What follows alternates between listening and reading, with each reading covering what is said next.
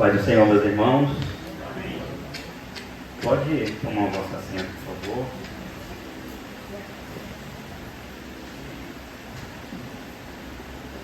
Hoje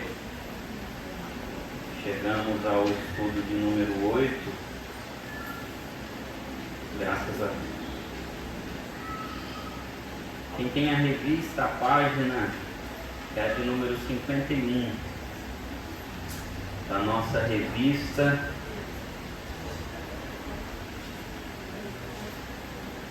da nossa escola bíblica. Graças a Deus.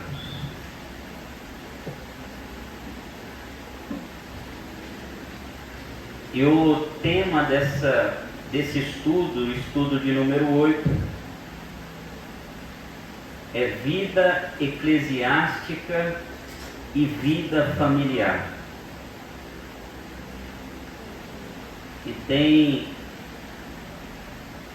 aqui uma expressão escrita dizendo: cuidado, não despreze o que Cristo edificou. Louvado seja Deus. O texto áureo está em Mateus, capítulo de número 16, versículo de número 18. Obrigado. Que diz: pois também eu digo que tu és Pedro, e sobre esta pedra edificarei a minha igreja, e as portas do inferno não prevalecerão contra ela. O segundo texto é Hebreus, capítulo de número 10, versículo de número 25, que diz: não deixando a vossa congregação, como é costume de alguns, antes admoestando-nos uns aos outros, e tanto mais quanto vedes que se vai aproximando aquele dia. Graças a Deus. Aqui é o pontapé para começarmos este estudo. E eu já quero dar graças a Deus por mais uma oportunidade. Louvado seja Deus, porque Ele nos trouxe até aqui, eu principalmente, porque nunca imaginei estar aqui. Só que esse Deus é Deus de maravilhas, milagres extraordinários. Por isso estamos nós aqui hoje. Porque Deus nos atraiu até Cristo. E Cristo nos recebeu. Recebendo nós Cristo, disse: de maneira nenhuma os lançarei fora. Aleluia. É por isso que estamos nós aqui nesta noite, para glorificar o nome do Senhor e Salvador Jesus. Então, agradecendo também a vida do pastor Fernando e a pastora Esté, que me dá essa rica oportunidade de fazer o uso da exposição da palavra de Deus, palavra essa que é infalível. Louvado seja Deus. O comentário, introdução, diz: você já pensou que em Mateus, capítulo de número 16, versículo de número 18, Jesus revelou que edificaria a sua igreja, e as portas do inferno não prevaleceriam contra a mesma? O pronome possessivo nunca foi um blefe. Ele é Senhor e dono da igreja. Pois também eu te digo que tu és Pedro, e sobre esta pedra edificarei a minha igreja, e as portas do inferno não prevalecerão contra ela. Se a gente não lê o texto, e graças a Deus pelos estudos nós podemos identificar que aqui Jesus Cristo está falando que Ele mesmo é a pedra.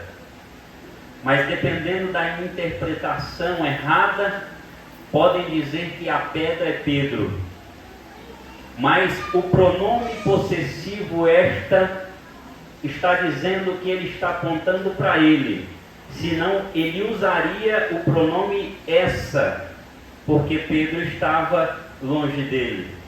Quando ele diz esta, ele está dizendo dele mesmo. Então, graças a Deus que esse pronome nunca foi um blefe. Ele é Senhor e dono da igreja. Aleluia. A igreja é tão importante para Cristo que, antes de retornar aos céus, ele pede ao Pai para que seja enviado alguém da mesma grandeza que ele, a fim de que sua igreja não ficasse só. Desse ninguém menos, ninguém mais que o Espírito Santo. Eu já disse isso várias vezes, vou repetir. Jesus Cristo passou uma temporada aqui, mais de 3 anos, nos ensinando e fazendo maravilhas. Foi levado ao Gólgota. Foi pregado na cruz e morto, no 3º dia ressuscitou.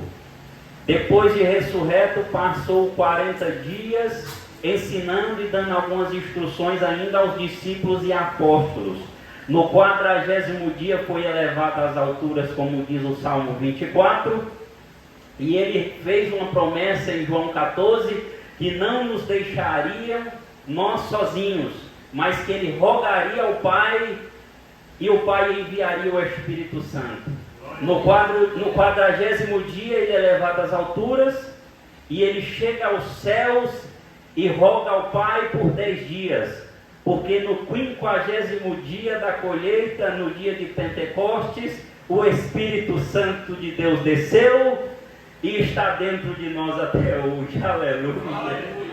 Então Jesus Cristo está dizendo: eu amo tanto a minha igreja, eu me importo tanto com a minha igreja, que quando eu chegar no céu, eu não vos deixarei sozinhos. Eu rogarei ao Pai, e Ele vos enviará alguém grande como eu, semelhante como eu, o Espírito Santo da verdade. E hoje eu e você andamos na rua com o próprio Deus habitando dentro de nós. Aleluia. É por isso que eu chamo a atenção que nós não podemos viver de qualquer modo. Logo, o próprio Deus habita dentro de nós. Max Anders, em uma obra-prima, A Igreja em 12 Lições, que infelizmente não é mais publicada, parte de uma coleção maior, Fundamentos Cristãos, 8 livros ao total. Assim escreve: Deus nos chama para darmos nossa vida a Ele, como sacrifícios vivos, e para jamais falharmos nesse compromisso. Se isso é verdade, deixe-me estabelecer um elo entre este fato e a igreja. Somos chamados para um compromisso total. Tema da nossa convenção no Piauí: compromisso. E perpétuo com Deus. A igreja é importante para Deus. A principal obra divina hoje no mundo é a edificação de sua igreja.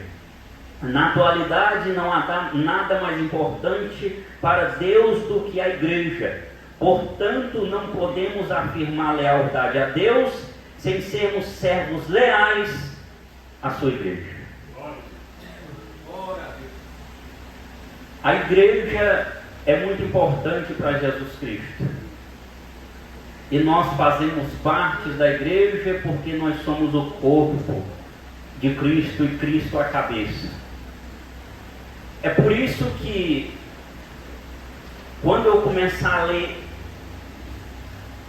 o próximo raciocínio, você vai entender que diz: quando Cristo diz que edificaria a sua igreja, devemos entender que seus olhos estariam voltados para ela, seus ouvidos atentos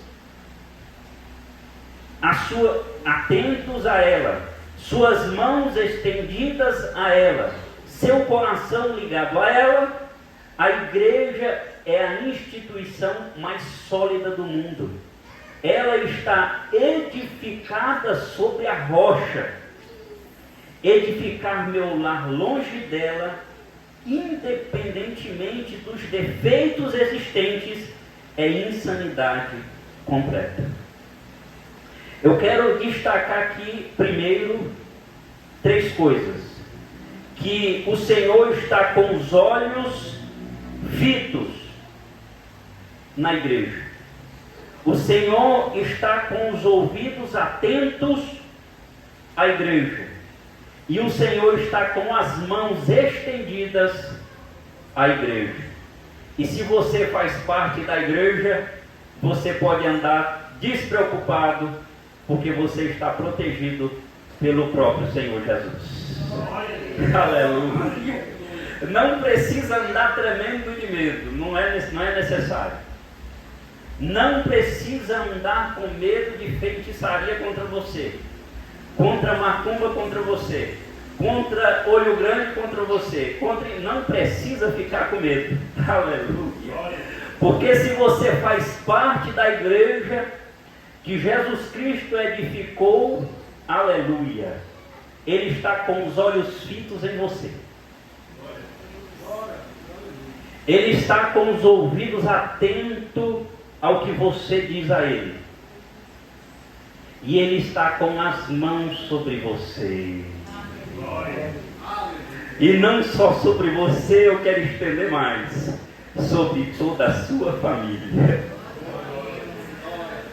É por isso que o lugar mais seguro que existe para você trazer a sua família se chama igreja.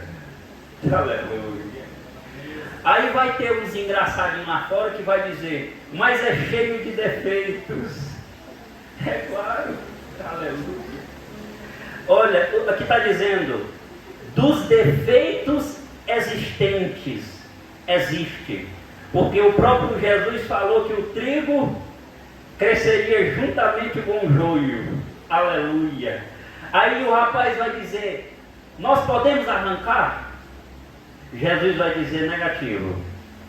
Porque pode ser que você vai tentar arrancar o joio e arranque também o trigo junto. Deixa que na hora correta eu arranco. Porque eu tenho a mão que, aleluia, eu tenho a mão que arranca o que é correto de ser arrancado. Fique tranquilo. Você está no melhor lugar do mundo para se estar. Graças a Deus. Definição de igreja. A palavra igreja é a tradução habitual da palavra grega eclesia. Ocorre 114 vezes no Novo Testamento, com 4 exceções no livro de Atos e uma em Hebreus. É sempre traduzida por igreja ou igrejas. Nos evangelhos, igreja ocorre apenas 3 vezes, todas em Mateus. Em Atos aparece 19 vezes, nas cartas de Paulo 62 vezes, a maior parte em 1 Coríntios 22 vezes, em Hebreus, Tiago e 3 João 5 vezes, em Apocalipse 20 vezes.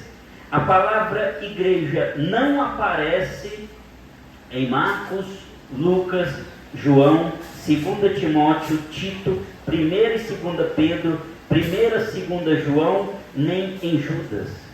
É evidente que a palavra pertence em grande parte ao período que se segue à vida e ao ministério de Jesus Cristo. Em preciosa lição, o teólogo e pastor alemão Bischoff assim leciona: no Novo Testamento, Jesus foi o primeiro a fazer uso da palavra. A ele aplicou ao grupo dos que se reuniram em torno dele. Em Mateus 16, versículo 18. Reconheceram-no publicamente como seu Senhor e aceitaram os princípios do reino de Deus. era a eclesia do Messias, o verdadeiro Israel. Mais tarde, como resultado da expansão da igreja, a palavra adquiriu várias significações. Igrejas locais foram estabelecidas em toda parte e eram também chamadas eclesiae, desde que eram manifestações da Igreja Universal de Cristo. Eis o uso mais importante da palavra. Com muitas frequência, a palavra eclesia designa um círculo de crentes de uma localidade definida. Uma igreja local, independentemente da questão se esses crentes são reunidos para o culto ou não. Algumas passagens apresentam a ideia de que se acham reunidos, principalmente em Atos, capítulo de número 11, versículo de número 26.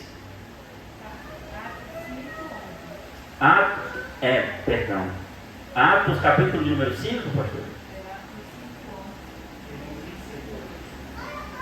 Isso, 11, perdão. Atos 11. E o...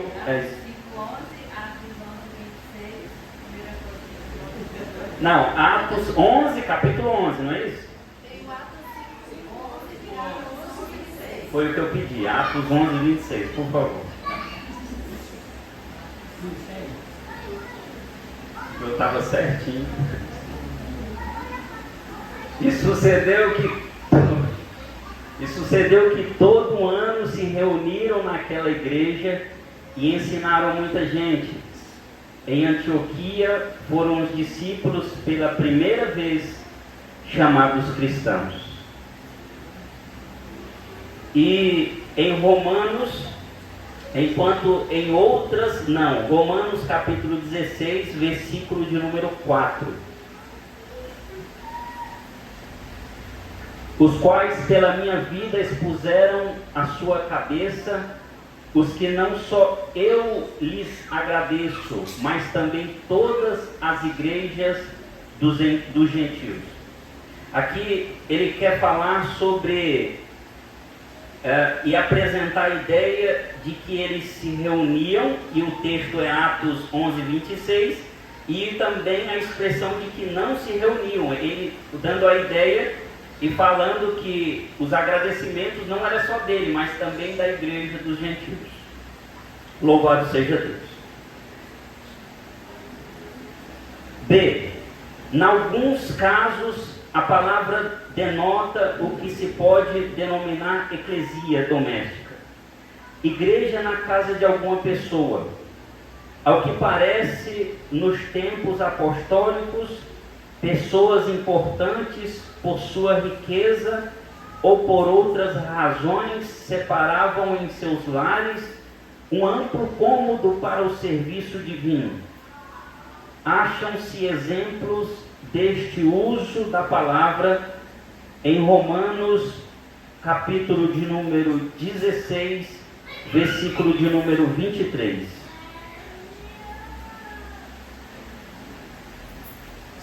Sauda-vos, Gaio, meu hospedeiro e de toda a igreja.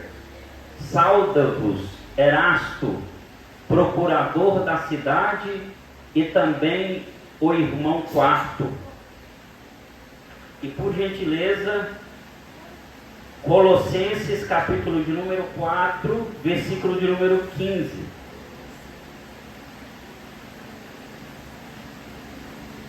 Saudai aos irmãos que estão em Laodiceia, e a ninfa e a igreja que está em sua casa. Ou seja, naquela época eles pegavam as suas próprias residências e faziam ali cultos, e fazia aquele local como local de culto e adoração a Deus, formando ali a igreja do Senhor. Glória a Deus. Se a interpretação de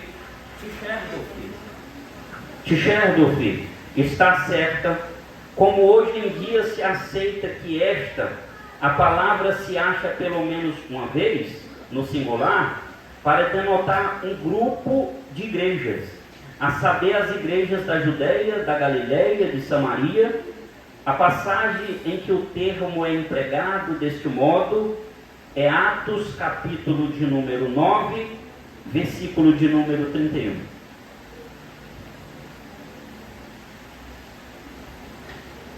Assim, pois, as igrejas em toda a Judéia e Galiléia e Samaria tinham paz e eram edificadas, e se multiplicavam, andando no temor do Senhor e na consolação do Espírito Santo.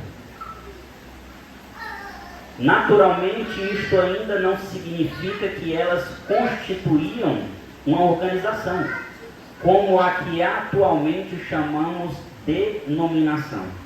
Não é impossível que a igreja de Jerusalém e a de Antioquia da Síria também abrangessem diversos grupos que habitualmente se reuniam em diferentes lugares. Aqui foi levantado, desde a conversão do Piauí, uma ideia, porque o nosso pastor Gedeon nos trouxe, e através já de vários cultos sendo realizados, talvez o que ocorria na igreja primitiva pode ocorrer futuramente, porque aquele projeto do culto no lar, que a irmã Stephanie começou, aquele trabalho maravilhoso das segundas-feiras, para que você pegue a sua família e faça um culto toda segunda-feira, é apontando uma ideia que pode ser que aconteça no futuro, de a gente não ter mais a liberdade que temos hoje. E se no futuro a gente não tiver a liberdade que temos hoje, nós precisaremos fazer isso no lar. Nós precisaremos fazer isto em casa. Reunir toda a família, pegar as escrituras sagradas, fazer a leitura e a exposição, cantar hinos e louvores e adorar a Deus na nossa própria casa. É por isso que nós precisamos ter em mente que hoje temos a liberdade de vir para a casa do Senhor, e precisamos vir para a casa do Senhor, pois aqui é o melhor lugar para que nós possamos ensinar a nossa família a lidar com o mundo. Mas se isso aqui um dia nos for tirado, nós iremos continuar a fazer isto na nossa casa. Mas enquanto tem igreja e temos liberdade, precisamos vir para a casa do Senhor, porque o próprio Deus disse: quão bom e quão suave é que os irmãos vivam em comunhão. É por isso nos reunimos aqui, para juntos glorificar a Deus, aprender do Senhor e dar glória a Ele. E a nossa comunhão agrada a Deus, é suave a Deus. Aleluia. Dando continuidade no raciocínio, no sentido mais geral, a palavra serve para denotar a totalidade do corpo. No mundo inteiro, daqueles que professam exteriormente a Cristo e se organizam para fins de culto, sob a direção de oficiais para isso designados. Este sentido da palavra está um tanto no primeiro plano da igreja, da primeira epístola aos Coríntios, no capítulo de número 10, versículo de número 32. Graças a Deus. Portai-vos de modo que não deis escândalo, nem aos judeus, nem aos gregos, nem à igreja de Deus.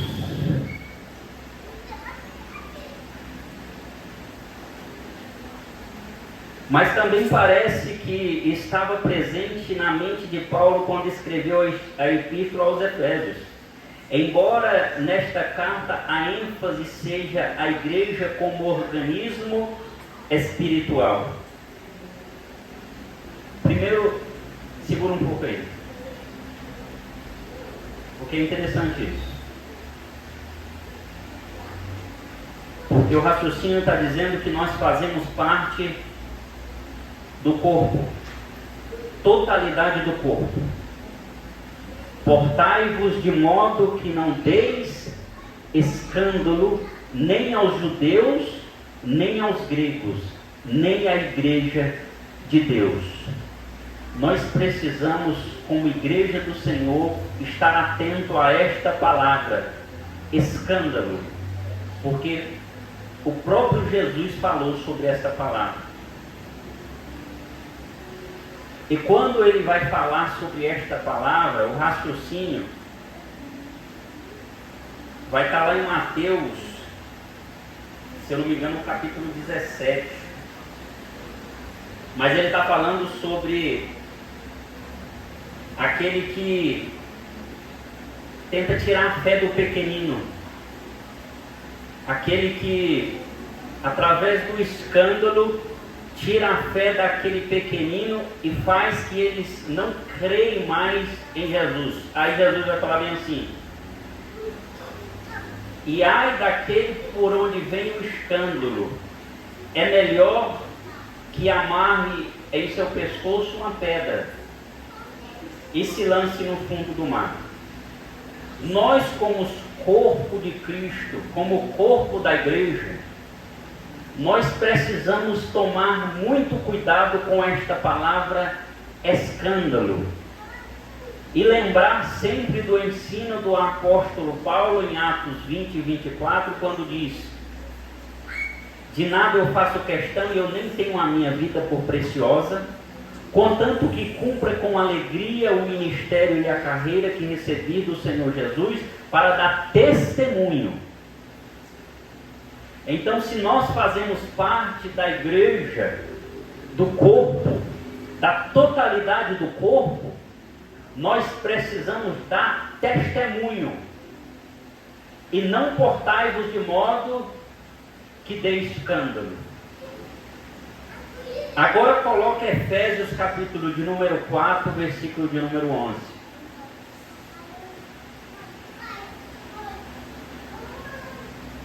E ele mesmo deu uns para apóstolos, e outros para profetas, e outros para evangelistas, e outros para pastores e doutores, querendo o aperfeiçoamento dos santos para a obra do ministério, para a edificação do corpo de Cristo.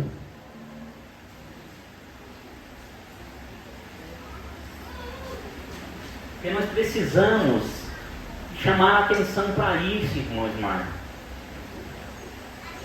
Porque senão a gente se pega vivendo de qualquer modo.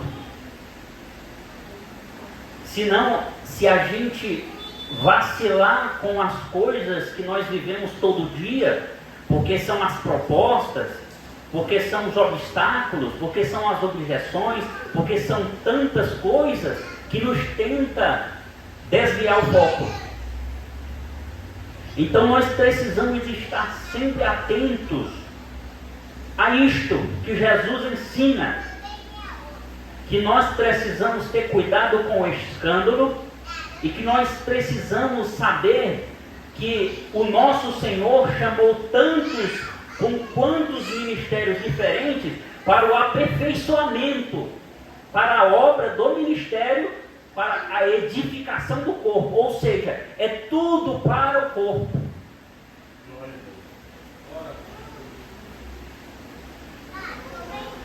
Ou ele chama o pastor para a glória do próprio pastor, ou ele chama o evangelista para a glória do próprio evangelista, ou ele chama o diácono para a glória do próprio diácono. Não, Ele chama nós, Ele nos chama para a obra do ministério, nos aperfeiçoa para a obra do ministério, para a edificação do corpo. Por que isso? Romanos 11:36. Por que isso? Precisamos saber. Por quê? Porque dele, e por ele, e para ele são todas as coisas. Se a igreja, estamos falando de Jesus, aleluia, tudo é para ele. Ele nos chamou para a própria glória, ele nos chamou para a glória dele.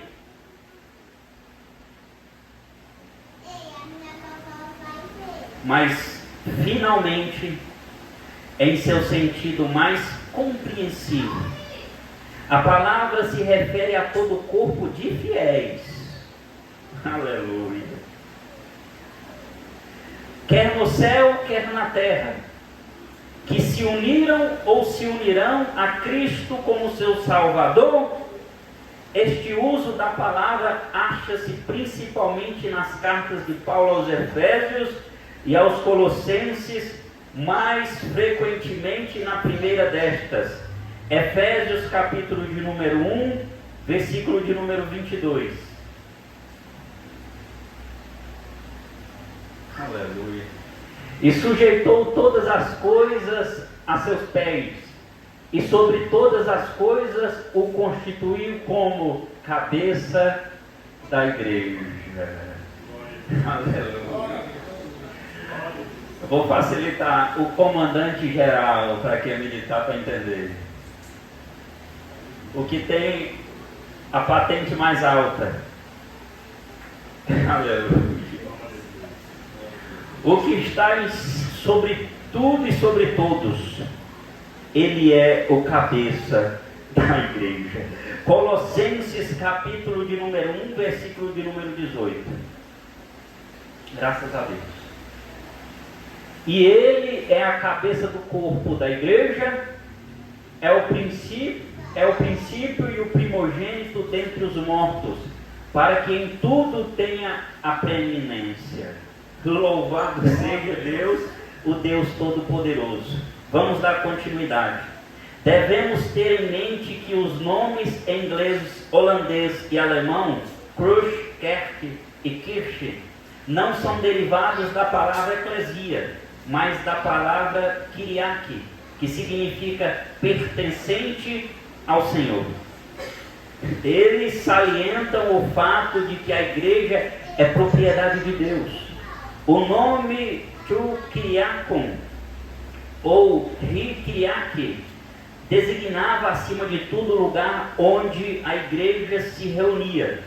Entendia-se que este lugar pertencia ao Senhor e portanto era chamado Kyriakon, mas o primeiro lugar propriamente dito era vazio e não se manifestava realmente como Kyriakon, enquanto a igreja não se reunia ali para o culto. Consequentemente, a palavra foi transferida para a igreja mesma, o edifício espiritual de Deus. Por fim, o pastor Walter Brunelli, teólogo e mestre em ciência das religiões, assim leciona: o termo igreja procede do vocábulo eclesia e é formado pela junção de duas partículas, a preposição eká, que significa de dentro de, e o verbo kaleo, chamar, resultando em os chamados para fora. Esse termo era empregado originalmente para indicar assembleia, reunião convocada pelo arauto. Assembleia legislativa, normalmente, essas assembleias de caráter político ocorriam em lugares abertos. Daí a razão de ser uma assembleia dos chamados para fora. Igreja é o conjunto de pessoas salvas pelo poder redentor do sangue de Jesus derramado no Gólgota. são aqueles chamados pelo Senhor Jesus de uma vida de pecado para uma nova vida, que constitui um viver na presença de Deus. Fica na comunhão aí que eu estou lendo.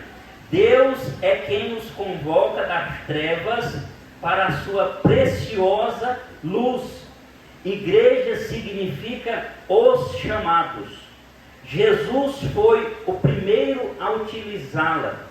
O chamado vem desde Cristo, quando escolheu os primeiros 12 homens. Recebeu com grande carinho também as mulheres, não deixando de fora as crianças.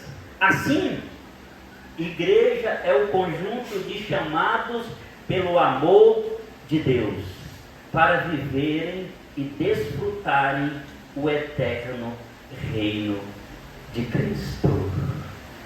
Aleluia! Eu fiz uma leitura mais extensa, porque senão não dá tempo de finalizar, mas eu precisava chegar até aqui. Eu vou destacar duas palavras: viverem e desfrutarem.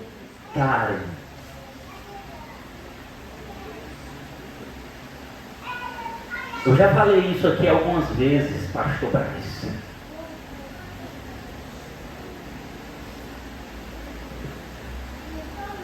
Que nós não podemos vir para a casa do Senhor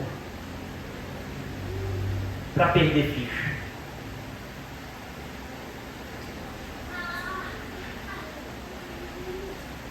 Alegrei quando me disseram: vamos à casa do Senhor. Desfrutar. O lugar que eu, 4 anos de crente,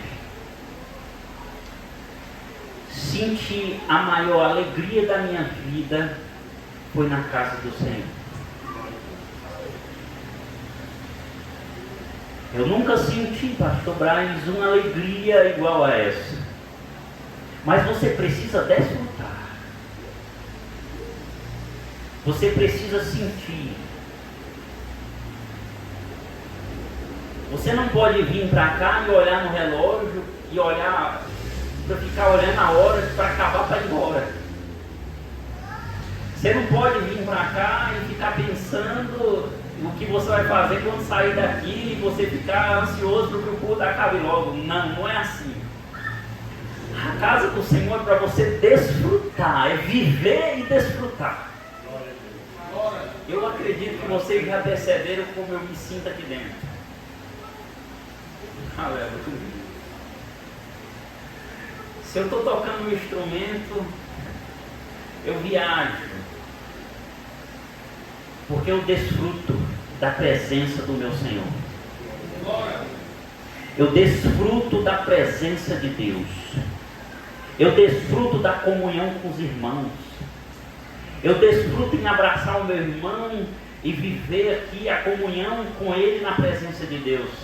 É que o texto está dizendo: a igreja é o conjunto de chamados pelo amor. Você foi chamado pelo amor de Deus para viver e desfrutar o eterno reino de Cristo. A igreja é o conjunto de homens e mulheres que, abandonando o sistema maligno de existência, mundo e carne, arrependidos e crentes em Cristo, regenerados pelo Espírito, vivem na esperança gloriosa da vida eterna. Só que nós não podemos somente focar, porque tem gente que faz isso, foca na vida eterna e ele não sabe desfrutar agora a presença de Deus. Aleluia. Quem entende isso, pastor, sabe que você já é salvo, sabe que você já vive em Cristo e Cristo em você todo dia. A única diferença que vai acontecer, pastor Braz, é que quando acabar o seu ministério aqui, a sua trajetória aqui, será aberto os portões eternos e você entrará os portões eternos, será bem recebido no céu e estará ali frente a frente com Jesus. Mas aqui na terra você já sente esse Jesus em você, dentro de você, ao seu redor todo dia.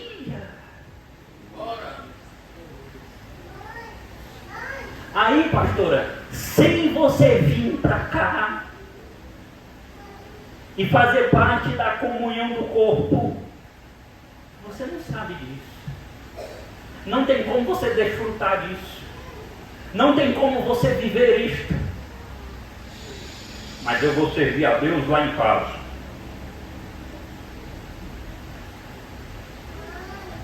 Porque não precisa ir para a igreja para ser crente.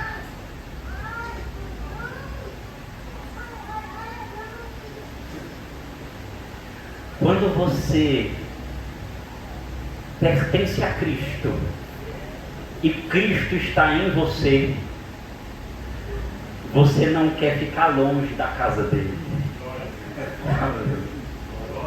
Eu até tenho a opção de ficar em casa, é livre-arbítrio.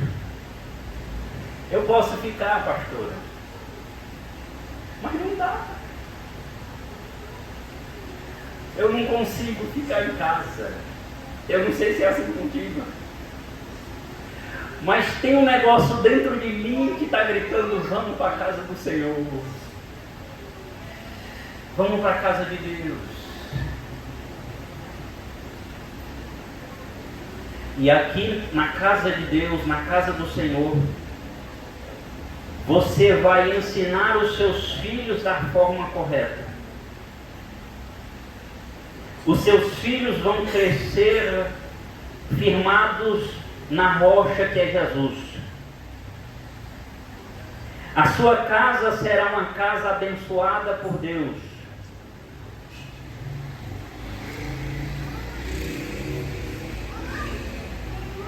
E ainda você vai desfrutar e viver na presença do Senhor Jesus.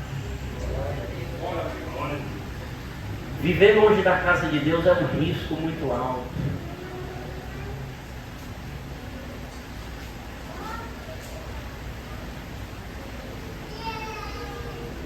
Alguns teve a sorte, eu não tive, de crescer na casa do Senhor, de o pai e a mãe falar: é domingo, vamos para a escola bíblica. À noite tem culto, é Santa Ceia. De escutar um som do violão dentro de casa, um hino da harpa. Eu não tive esse privilégio. Mas agora eu tenho a prerrogativa, o privilégio e a honra e a alegria de poder ensinar os meus filhos na instrução da palavra de Deus, para que eles cresçam e sejam ensinados na casa do Senhor.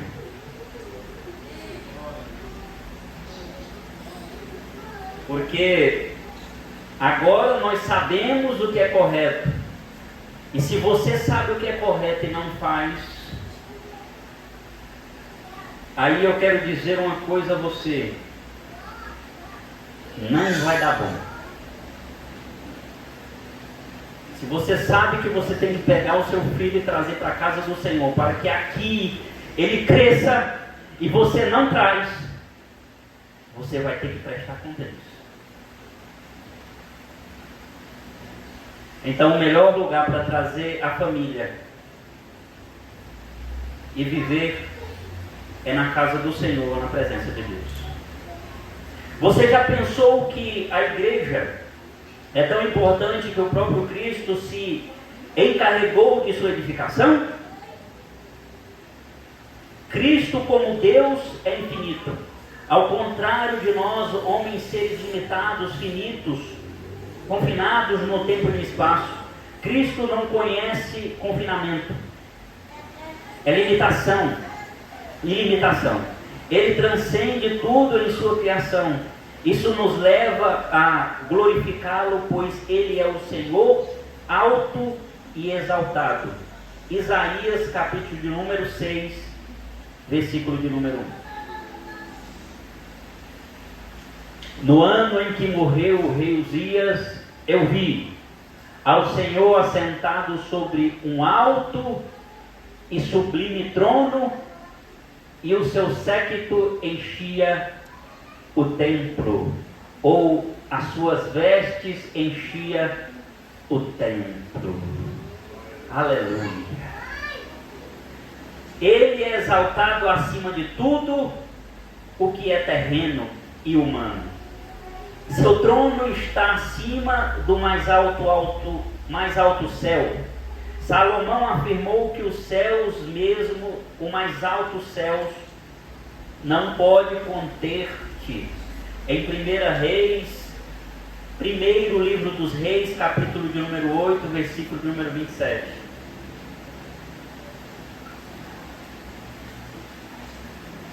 Mas na verdade habitaria Deus na terra?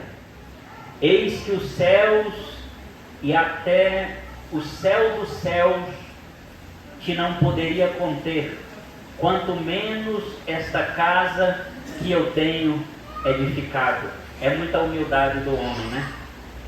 É a humildade de Salomão para ele perceber a grandeza de Deus. Senhor, eu vou edificar o templo, mas eu sei que o Senhor não cabe nele. Senhor, eu vou edificar uma casa, mas o Senhor é grande demais. O Senhor é poderoso demais. Aí, aleluia, é por isso que muitos vão dizer assim: mas a igreja, as paredes, isso daqui tudo não é a casa de Deus, porque Deus não pode habitar aqui nestas paredes e nestes pisos. Aí muitos se escandalizam por isso e não vêm nem mais para a igreja. Mas eu quero dizer uma coisa aqui que é muito importante. O próprio Jesus disse: aonde estiver 2 ou 3 reunidos em meu nome, ali estou eu, no meio deles. Aí se o próprio Deus diz que não alegra Ele a nossa comunhão e é bom e suave e agradável, e aí nós se reunimos em nome de Jesus, e quem está no meio? O próprio Senhor. Por isso que nós não podemos vir para a casa do Senhor, primeiro, de qualquer modo, porque o Senhor, enquanto você está sentado aí, Ele está aqui no meio de nós. Segundo, para perder ficha, para ficar aqui olhando para as paredes, para vir aqui mesmo só para cumprir tabela, ou para vir só para dizer que os irmãos viu e sabe que você veio. Não venha com esse pensamento. Venham sabendo e tendo a certeza que o próprio Senhor Jesus está no nosso meio quando nós nos reunimos aqui.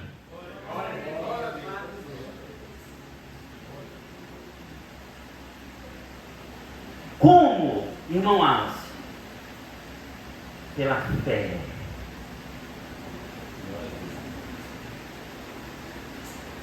Teve um dia que antes de eu vir pregar, e eu sempre digo isso, mas essa foi a primeira vez que eu disse. Eu falei: Senhor, eu dependo do Senhor para pregar. Me ajuda a pregar. Quando eu estiver na tribuna, fique do meu lado. Nesse dia eu estava pregando a palavra. Era um culto de semana também. E no meio do sermão, eu fiquei todo arrepiado e paralisei. Eu senti a presença de Jesus. do meu lado. Aí eu olhei para o lado e eu senti ele do meu lado. E aí eu fui falar para a igreja não se conteve. E aí a glória do Senhor tomou a casa. Aleluia. E toda vez que eu vou pregar, eu faço a mesma oração. E eu estou pregando aqui agora, mas eu sei que Ele está aqui comigo. Passou semanas depois, eu não tinha combinado nada com o Suelber. O Suelber assumiu a tribuna para pregar. Daquele jeito dele, tranquilo, de óculos, calmo na pregação, na exposição. E eu sentado lá e ele aqui na tribuna. No início do sermão, ele começou a chorar. E ele olhou para o lado e falou assim: Jesus Cristo está aqui do meu lado. É para quem crê, que esse lugar onde estamos aqui, o próprio Deus habita.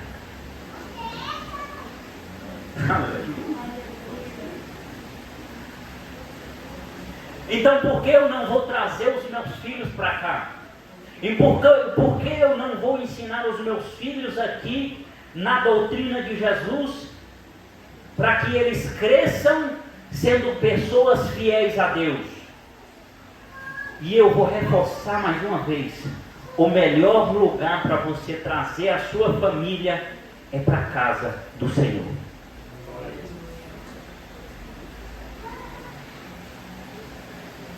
Graças a Deus. Graças a Deus. Então, vou continuar. Cristo como Deus é eterno. Ele não tem começo nem fim.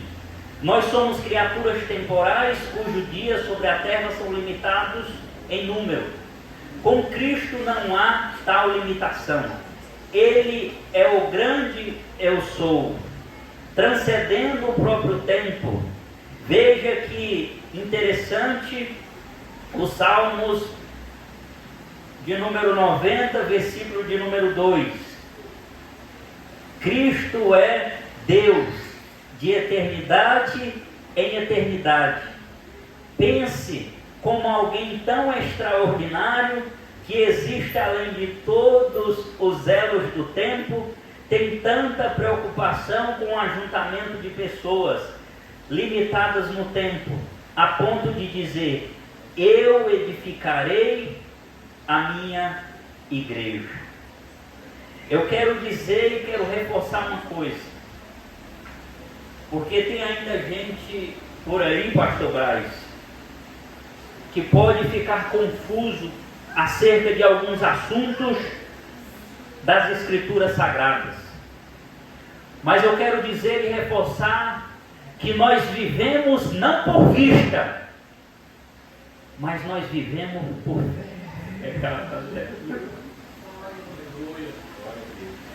Se Jesus é o verbo, é a palavra, eu vou crer na palavra. Eu não preciso de livro externo para me tentar entender Deus. Aleluia. Eu não preciso da filosofia para tentar entender Deus. Aleluia. Eu não preciso da ciência para tentar, aleluia, entender Deus. Porque eu creio em Deus é pela fé. E eu sei que nós seremos salvos é pela graça. E a graça mediante a fé. Glória a Deus. Glória.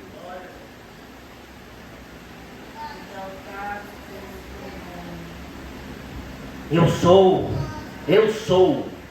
o grande eu sou. E eu faço o que quero. Pronto. Eu vou falar o que para Deus? Deus está falando assim: eu sou o que sou. E eu vivo de eternidade em eternidade. Só basta eu crer e ter fé em Deus. Esperar em Deus.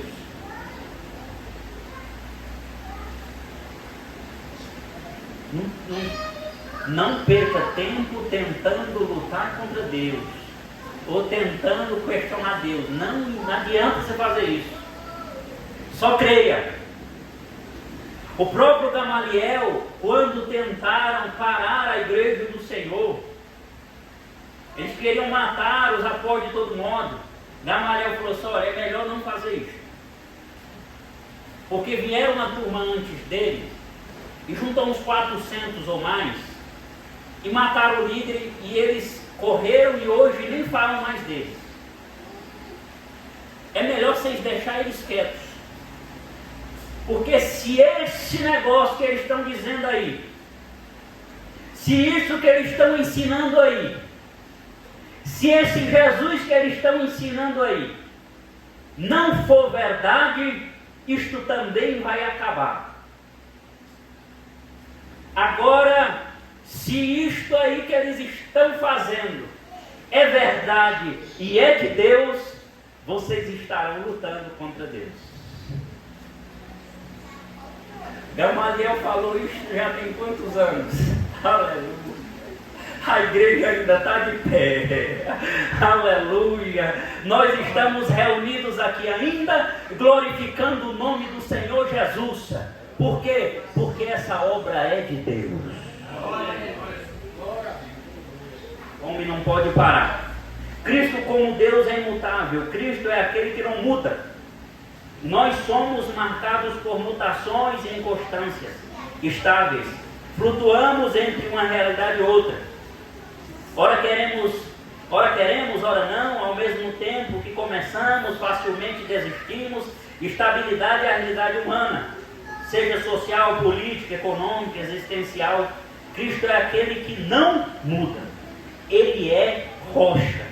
A constância e estabilidade em tudo que Ele é e faz. Ele é o mesmo ontem, hoje e para todo o sempre. Aleluia. Pense como alguém tão firme, constante, sério, que existe e não é afetado por nada, permanecendo mesmo sempre. Tem tanta preocupação com o ajuntamento de pessoas estáveis, inconstantes e imutáveis, em razão dos acontecimentos que a cercam, a ponto de dizer: eu mesmo edificarei a minha igreja. Agora eu vou reforçar de novo. Vou reforçar todas as vezes que eu tiver oportunidade. Se Jesus Cristo edificou a igreja, está sobre a rocha, e Ele é firme, Ele é rocha, Ele não é inconstante, Ele não muda, Ele não é estável. E nós fazemos parte dessa organização, nós fazemos parte do corpo, e nós temos o Salmos 34, versículo de número 7, que diz: o anjo do Senhor acampa-se ao redor dos teus e os livra. Por que é que eu vou ficar com medo?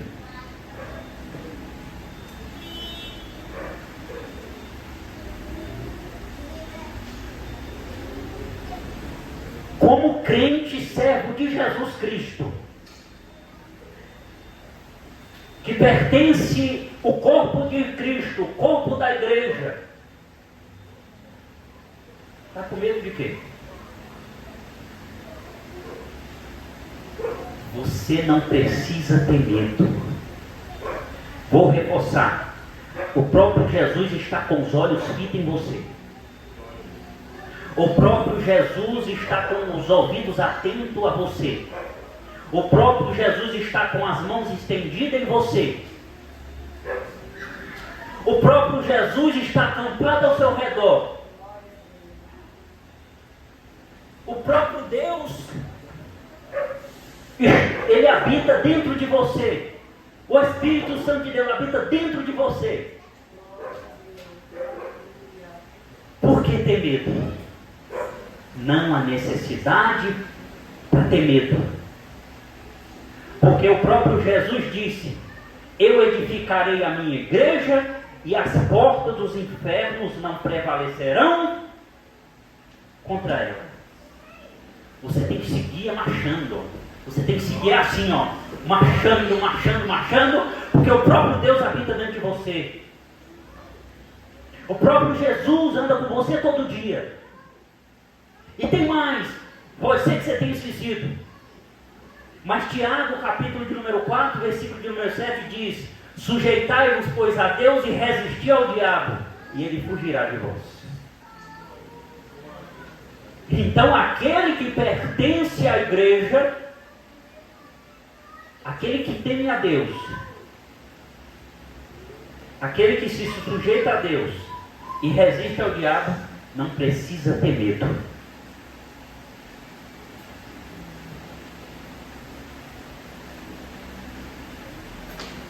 Porque você faz parte da maior organização da terra, chamada igreja.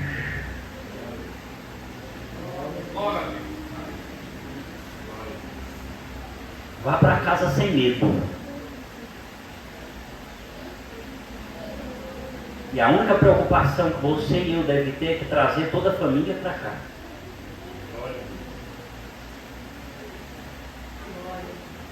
Traga família, traga amigo, traga colega de trabalho, chame nas redes sociais, fala de Jesus, que aqui é o melhor lugar para se viver.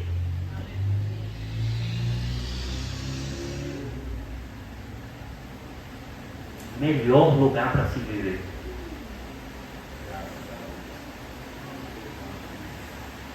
Eu vou concluir. Amados, definitivamente a igreja não é uma mera instituição humana, como muitos dizem por aí. Não é. Na medida em que Cristo a desejou, nela investiu sua vida, por ela deu seu precioso sangue, rogou ao Pai para que a mesma não ficasse só, enviando o precioso Espírito Santo, e prometeu que retornaria para tê-la consigo para sempre.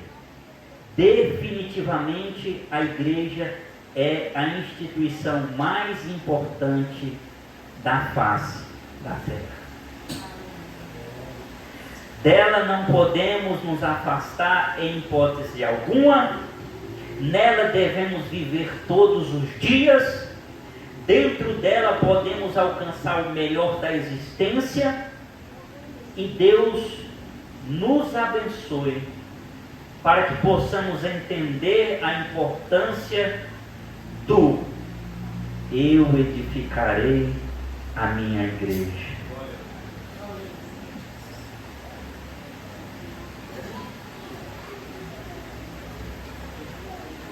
Eu vou reforçar isso de novo, porque isso é pedagógico.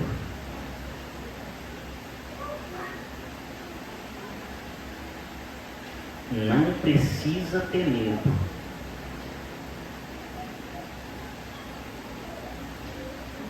O diabo não gosta que a gente fale isso, viu?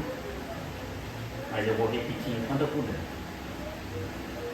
Não precisa ter medo. Por quê, Júnior? Dentro de você habita o Espírito Santo de Deus.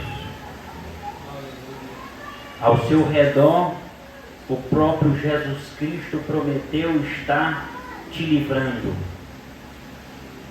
Se você é fiel, se sujeita e teme a Deus e resiste às investidas do diabo, ele vai fugir da sua vida e da sua casa. E você faz parte da instituição mais importante da face da terra, chamada igreja. Que o Senhor possa conservar isso em nós. Que o Senhor possa conservar isso em nós todo dia. para que nós possamos ensinar os nossos filhos, até os nossos netos, para que entendam que o melhor lugar para se viver é aqui, na igreja do Senhor Jesus. Eu aqui eu encerro, agradecendo a Deus a prerrogativa, o privilégio e a honra de mais uma vez pregar a sua gloriosa palavra. E quero externar uma coisa, que toda honra, toda glória e todo louvor seja dada a Jesus Cristo, o nosso Senhor e Salvador. Agradeço a rica oportunidade em nome de Jesus. Amém.